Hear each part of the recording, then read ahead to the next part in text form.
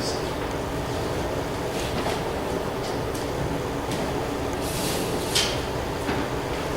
Thanks, Justin. Before I get started, I just wanted to, this is the last service we're having this year, so I just wanted to sort of summarize where we've come. It started at the beginning of this year. We had this idea: how could you make a religion out of the ideas of liberty? How could you build a community around it? We met once or twice a month through the spring, and then we started in June having services, and we've had pretty much one every month since then. We've had some social activities too, and we have this bus tour coming up next week. So overall, I'd say I'm pretty happy with where we've come. It was always the plan to start slow and be deliberate and be, this is a new idea. So how do you have a service? How do you have a religion that doesn't have a metaphysical basis to it? I mean, how do you build that? So we didn't want to make it a big deal right away. We wanted to take our time. And that's what we've done. So, I think we're on a good trajectory here. And looking into 2014, hopefully it continues to grow in momentum. What I'm looking at right now is we're going to continue to have these services once a month through the spring next year. And then hopefully in the early summer, maybe start doing more frequent services, twice a month. And then maybe in the late summer, early fall, start actually having weekly services. The idea here is, and we'll also have social events, we'll also hopefully start doing service activities, community events, things that are fun, but are also ways for us to get our name out there and to sort of project our values in the community. So if anyone has any ideas of things we can do, this idea was floated about handing out jury notification flyers at the courthouse. I think that is, it's kind of a fun activity, but it's also very consistent with our values. The idea is to have a community built around liberty. I don't think we're quite there. We're all friends, but I wouldn't say this is really a community. It hasn't really ignited yet. So hopefully we can move toward more in that direction next year as the year progresses. Beyond the idea of promoting, rolling back the state and the free market, my perspective about where we want to take the Church of Praxeology is just a metaphor I use.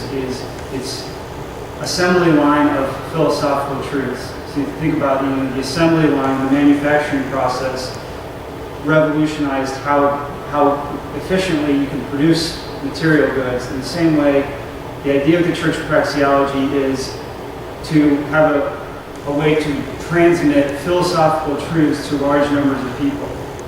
So even beyond the free market, the anti-state stuff, how do you push out really important philosophy that a lot of people have wrong ideas on? The fact of the matter is that most people are not so interested in philosophy that they're going to go out and buy a book of philosophy. It's just not going to happen.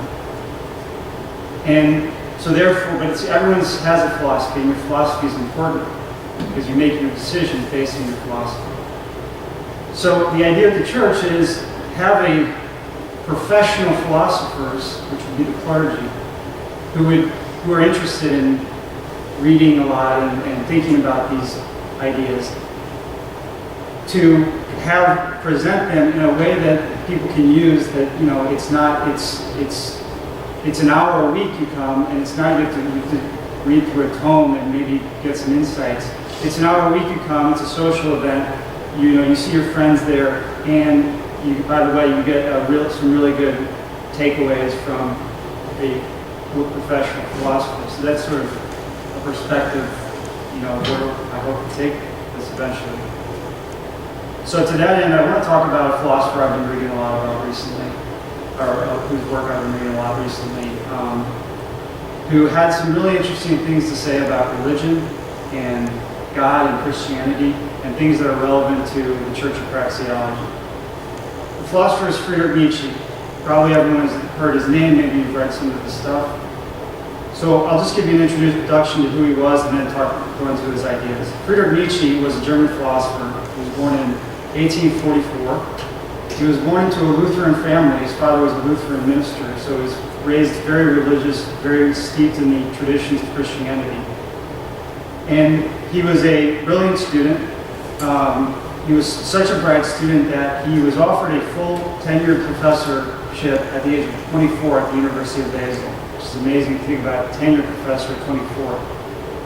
And he's still one of the youngest to ever have gotten tenure at such an early age. He was offered a position in classical philology, which it's not really a term that's used much these days, but it's the study of classical civilizations, ancient Greece and ancient Rome. And technically it's the study of the writings of those civilizations, but really it's just, it's a classical historian. So Nietzsche taught for 10 years, and then eventually he left and became a full-time philosopher.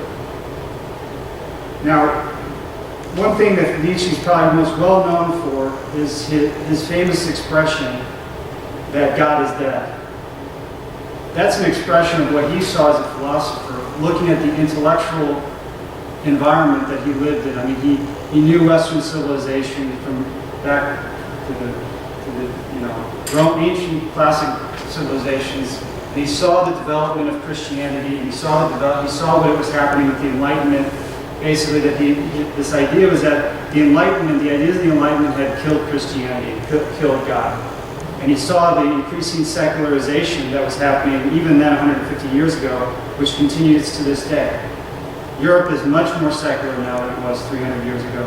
The US is also more secular, although we're probably a few generations behind, but that seems like the direction we're moving, despite the Christians attempting to stop us.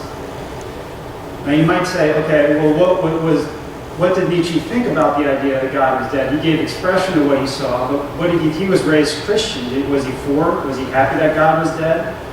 Or was he admonishing people saying God is dead, we need to resurrect him? The answer is that he was happy that God was dead.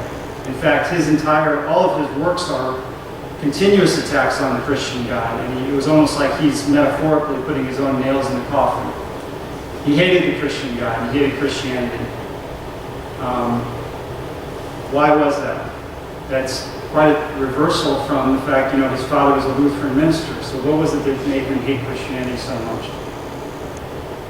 Well, as he matured and he started to look at the attributes of Christianity, he started to say all of these things that Christianity holds up as virtues are things that you would instinctively, naturally, you would think are, they're against your instinct, they're against your nature. Everything that Christianity holds up in his mind, this is what his perspective, everything that Christianity holds up as a virtue is something that deprives you of strength, deprives you of power. So I'll just give you some examples. This idea that the meek will inherit the earth. If I'm not meek, and somebody says the meek are going to inherit the earth, how does that make me feel? It knocks me down a bit, I start wondering about that. Or what if I'm just going through my life happy, contented, and someone comes up with this idea that, you're a sinner. You should be guilty. It takes you down. You start wondering, I'm a sinner? Or this idea, that you should become like a child to enter the kingdom of heaven.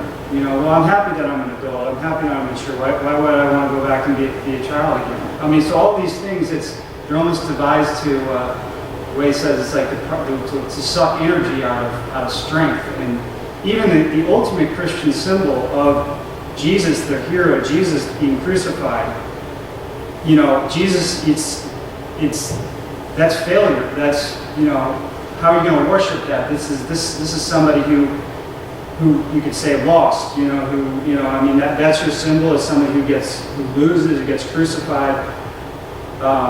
And you can go on and on with this. There's so many, the mortification of the flesh. Pleasures of the flesh are sinful, really? And if I'm somebody who I don't think about this kind of stuff, I'm like, I enjoy the pleasures of the world, and no, he said it's sinful. So Nietzsche hated, he saw this and he said, this is an inversion of all values. Where did this idea ever come from? And he started to go back and look at the environment that Christianity was forged in, ancient Rome, the last centuries of this great empire. And he started to think about, who were these early Christians? Where did they come up with these crazy ideas?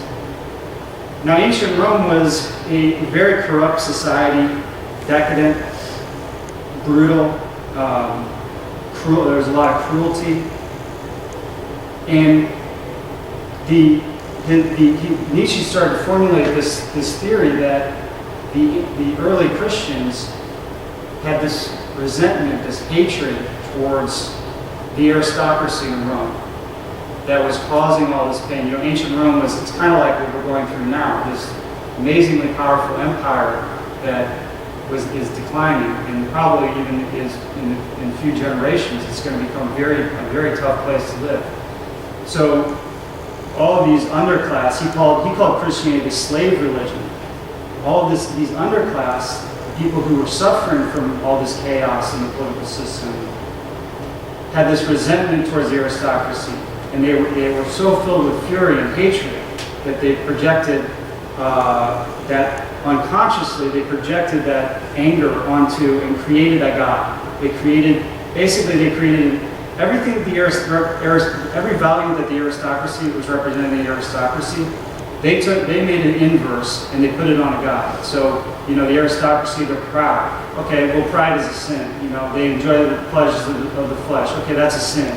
So this is his theory. It's a slave religion. It's something that came out of the hatred, the resentment that the underclass had for the aristocracy at the time. And according to Nietzsche, this plague on humanity of Christianity, unfortunately, did take over, and it sucked the life out of the Roman Empire, and eventually, to his, he thought it was crazy that the princes in medieval Europe would have to become Christians. They would have to espouse these values. He says this is ridiculous. These are horrible things that a sovereign should have to pay tribute to.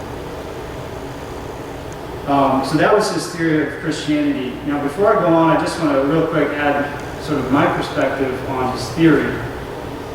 Because, see, Nietzsche was not an anarchist. Nietzsche was not somebody who believed in self-ownership, non-aggression principle like we do.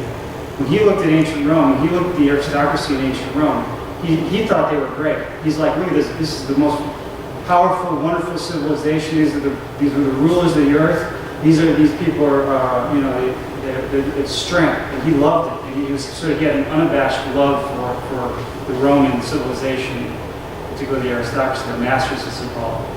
Now, for me, when I look at ancient Rome, I don't see that. I don't see them as being these wonderful people. They were like the politicians today. They didn't follow the non-aggression principle. They stole. They prosecuted wars.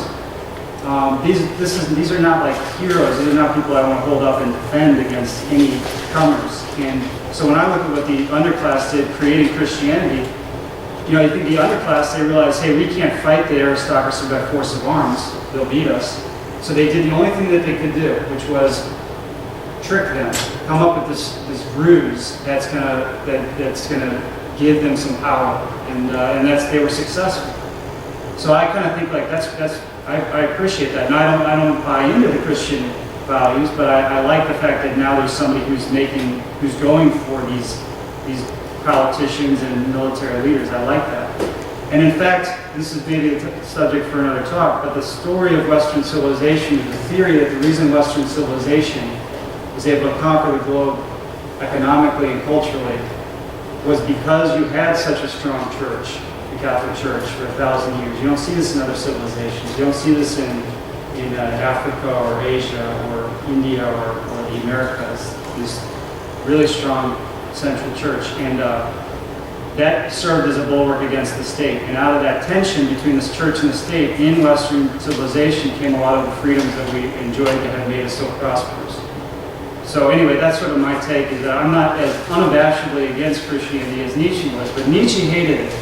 And just the titles of his works will give you an idea of how much he hated it. One of his books was called Beyond Good and Evil.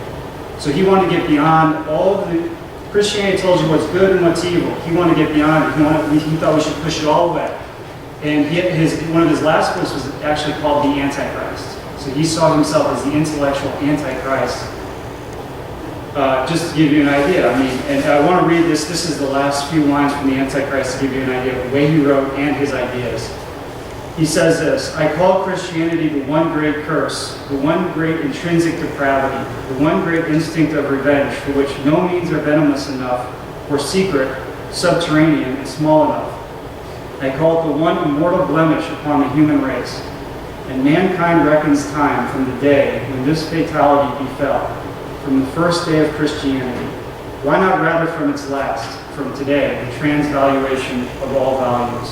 So basically what he's saying is, look, we start our calendar on the birth of the person who founded this monstrosity. We should restart it today. I'm the Antichrist. I've just declared Christianity dead, and we should even start a new calendar. So he had a very strong animus towards Christianity. Now, you might think to yourself, okay, if Christianity has dominated Western civilization for 1700 years, however long, and you're saying we shouldn't follow it anymore, what values are we going to follow? You need some sort of God, you need some sort of religion, you need some sort of direction. What's your solution? What are you going to replace it with? And Nietzsche knew that people would have this criticism, and he himself was wondering this. That's why he refers to the revaluation, the transvaluation of all values. Towards the end of his professional life, he was working on his great work, which was to create a new system of values.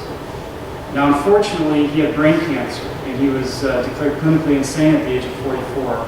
And so early in his professional life, and he no longer, he didn't write anymore, which is a real shame, because I think it would have been very interesting to see what he would have come up with as he was trying to work through what should our values actually be. What I like to tell myself is Nietzsche would have discovered our system of values, the idea of self-ownership, the idea of every person is sovereign, the idea of non-aggression. But I don't know, because he didn't finish it. But there are hints in his writing about where he would have gone. There's hints to this direction. Probably the second most well-known idea of Nietzsche's was this idea of the overman.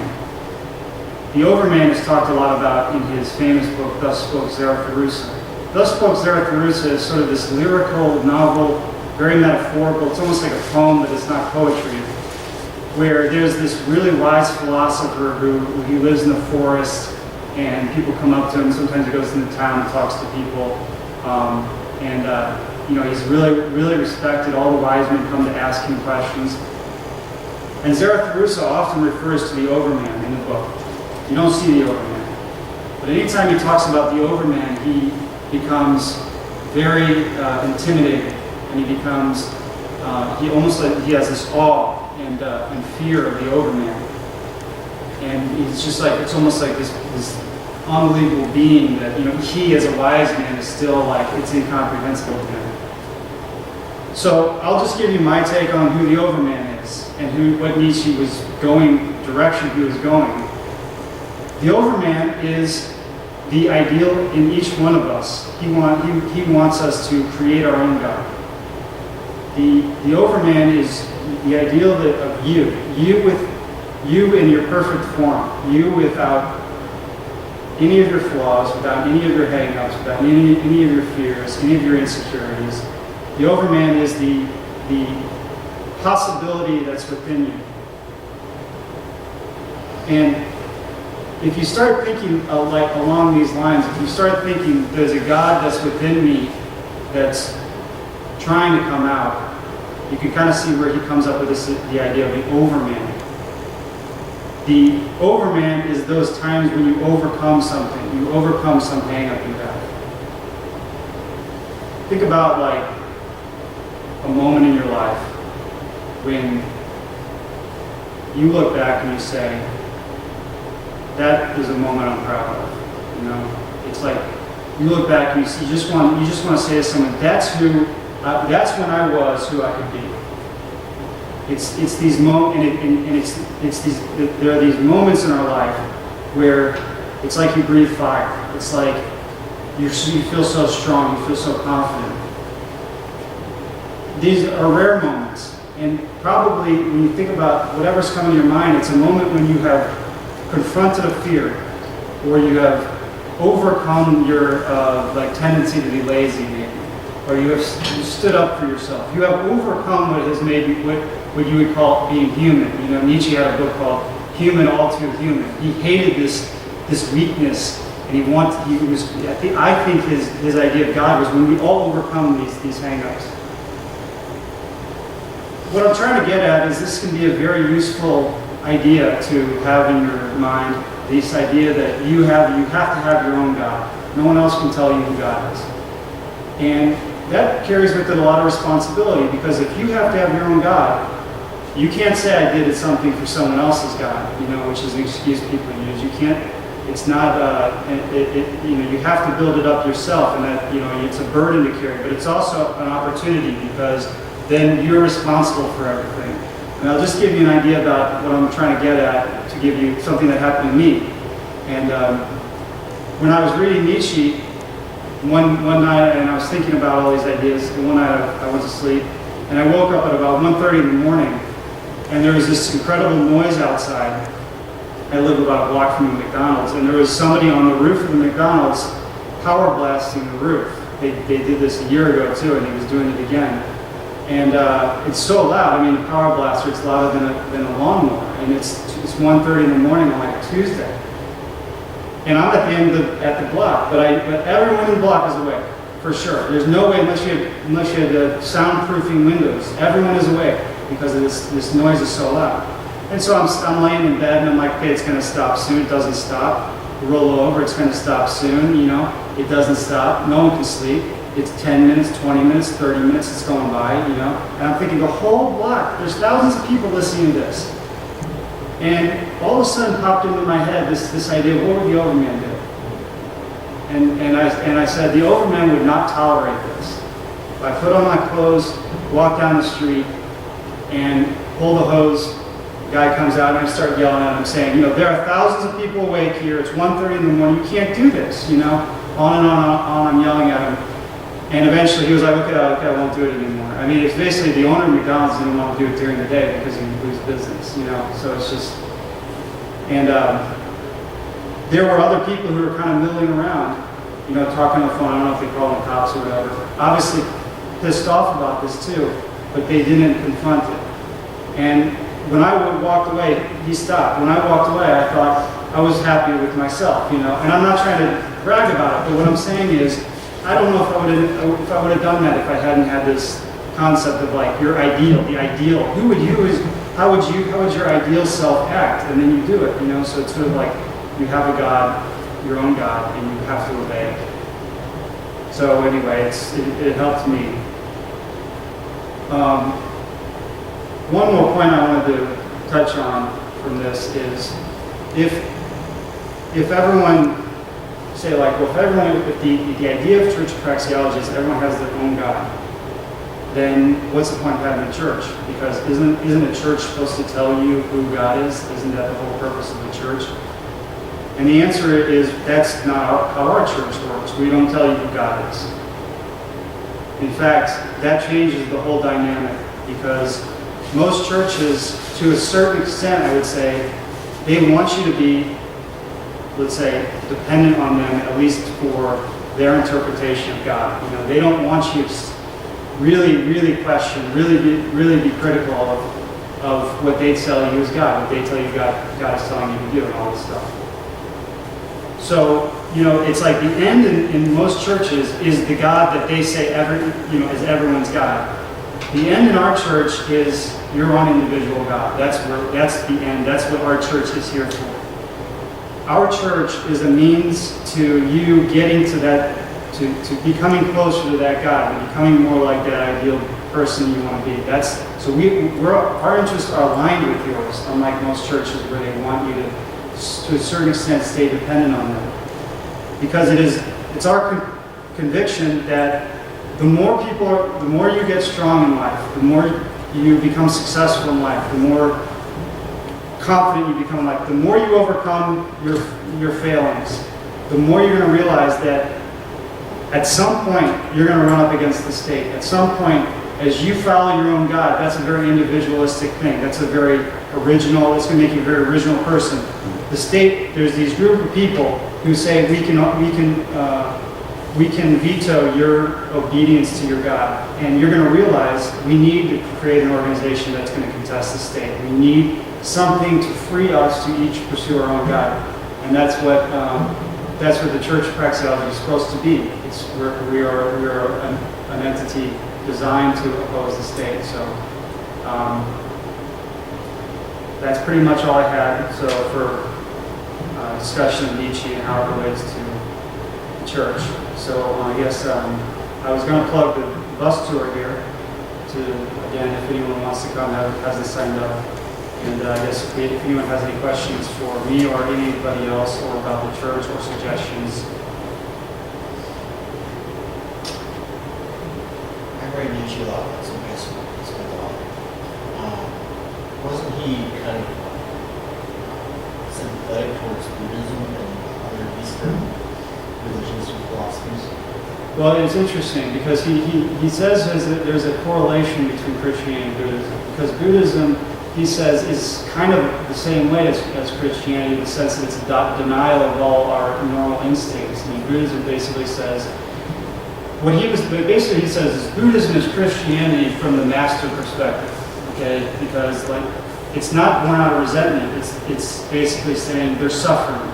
To him, saying they're suffering in the world is honest. You know, at least it's not saying there's a God or something. It's just saying they're suffering, and the way we're going to try to overcome suffering is to deny all of our desires. We're going to basically do this. So his perspective is the masters of, I guess, Buddha and his followers it was not born out of resentment, but it was similarly sort of an inversion of all values because they want a denial of, don't want anything, don't, so he liked it more than Christianity, but it wasn't his thing for sure. I think there's an interesting correlation with the Uberman and Buddhahood and Nirvana. I mean, the idea, kind of like the ultimate expression of your inner. The idea, the Buddhist idea is everyone's Buddha. So I mean, there's a similarity to this idea of, everyone has their own overman that they're aspiring to.